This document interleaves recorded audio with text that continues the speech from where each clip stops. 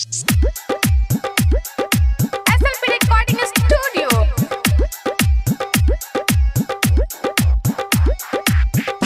गोरी लहंगा के डिजाइन तोहर लागे होगे फाइन। लइका सबसे पहले बुढ़ावा भी मारे होगे लाइन। लइका सबसे पहले बुढ़ावा भी मारे होगे लाइन। छोरा सीटी मारता बुढ़वा माल कहता। 52 गज के लहंगा होली में बवाल करता। 52 गज के लहंगा होली में बवाल करता।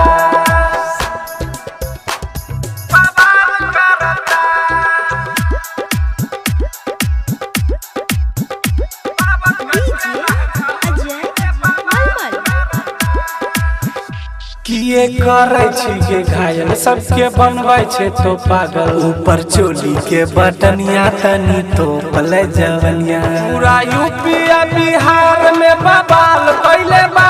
52 गज के लहंगा गोरी तो बवाल कइले बा। 52 गज के लहंगा होली में बवाल कइले बा।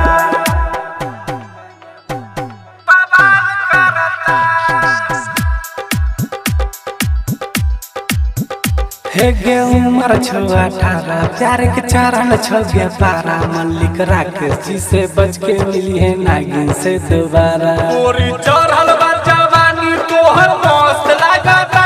52 गज के लहंगा होली में बवाल करता। 52 गज के लहंगा होली में बवाल करता।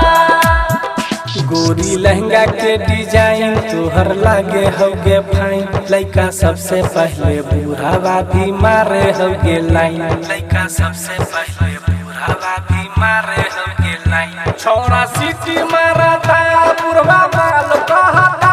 52 गज के लहंगा होली में बवाल